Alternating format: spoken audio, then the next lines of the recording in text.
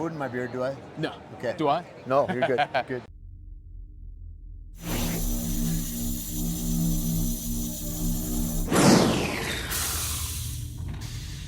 Hello there, troopers, and welcome back to General Economics Bunker. Today we are here at Big Texas Comic-Con, and speaking about big, we got the biggest Mandalorian ever. We are here with our good friend Tait Fletcher. How you doing, brother? So good, man. Good to be here. Thanks for having me on the show. No, thank you for coming. We really appreciate it. We've been talking back and forth. So good to finally meet you in person. You too. Amazing. We've spoken before. We did a couple podcasts, all of that, but finally you're here in the Alamo City. How's it been so far?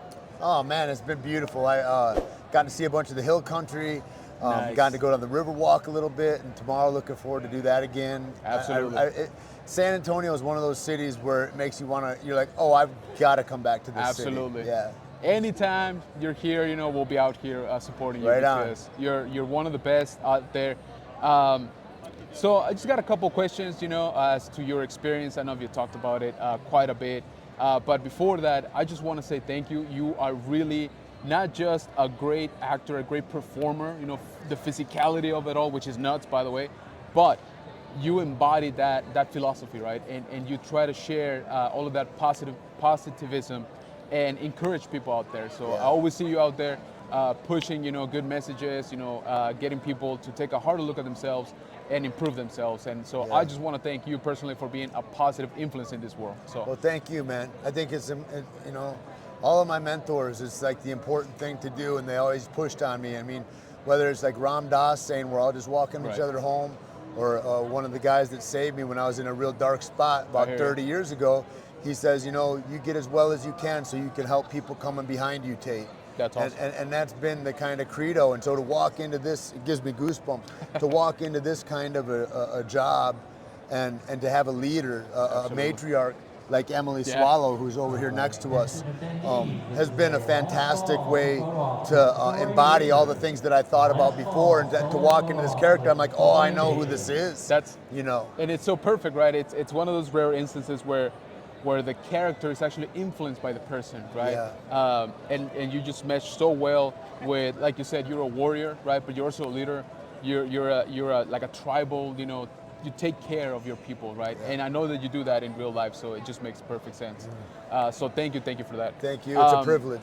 Yeah, I mean, I see it. I wear it as a privilege for sure. Absolutely. And you know, in case you guys don't know, so Tait started, you know, involved in Star Wars by being the very first character that our Mando hero comes up with. Exactly.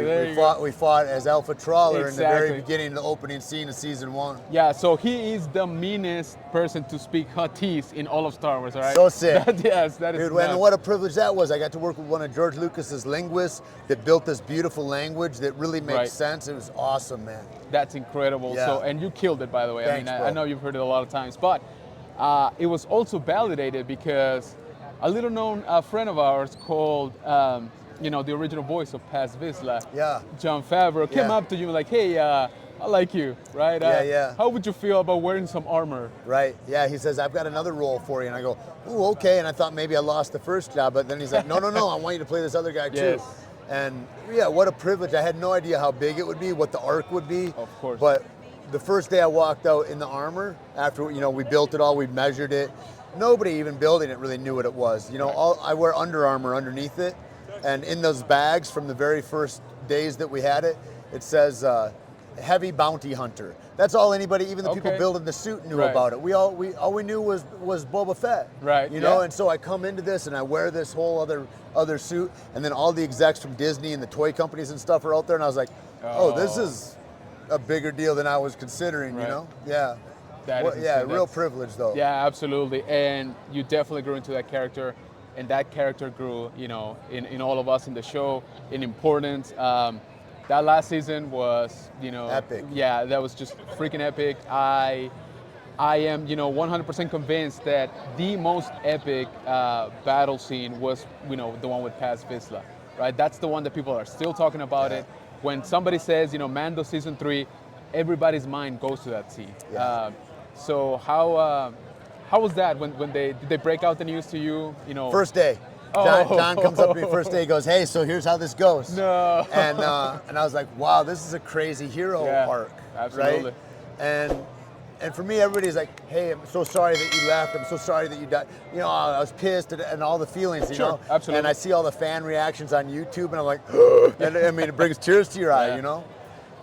But I thought about the importance of him leaving, like what the message is that he left is more powerful than if he'd stuck around. And then like Filoni says, you know, whoever dies in Star Wars, maybe Grogu has some magic powers, maybe there's a Bacta tank in my future. I don't know. There you go. I couldn't see where it was going, you know? Absolutely. But the thing with that character, everybody's like, man, it was amazing. Like, and it was, truly.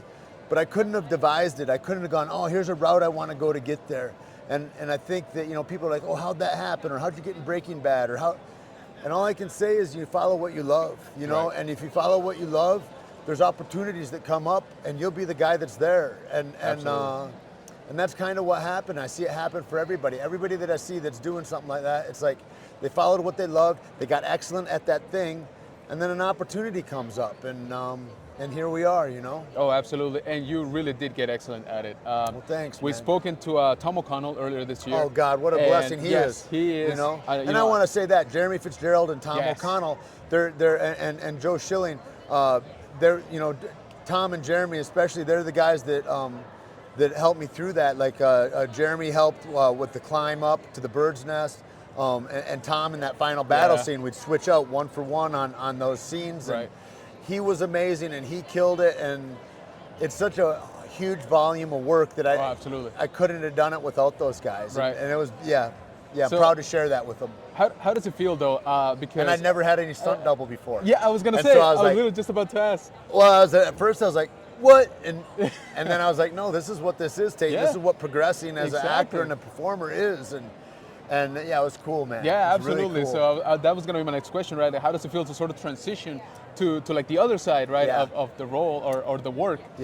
Because you've done a metric ton of stunt work, right? Like you mentioned, you know, Breaking Bad, Jurassic World, John Wick, you know, pretty much anything that you guys have liked, he's been in it, right? Fast and Furious, I got to be in that. Exactly. I mean, a lot of my favorite franchises I've gotten to have the privilege to work in. Awesome. And now to segue, you know, and especially it's like I'm 106 years old, you know, to work out of the stunt world and become a actor.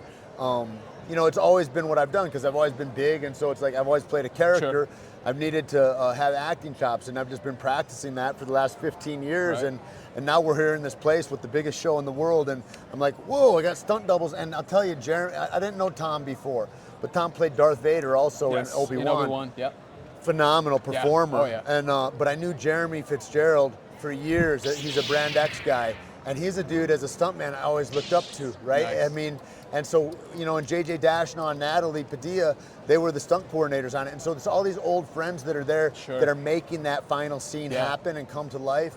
And then, of course, with Rick on the camera, I mean, directing, it was phenomenal, a real privilege to do. Yeah, I mean, like I said, it definitely shows the passion, the ethic, you know, all of the effort, the hard work, you know, it just really shines through. Man. So, thank you. No, thank you, because like I said, you know, I know that it might have started, right, like just another maybe stunt job, right? Yeah, here's another job. Exactly, but it has evolved into something so much more, so much special for a lot of people like us here, of course.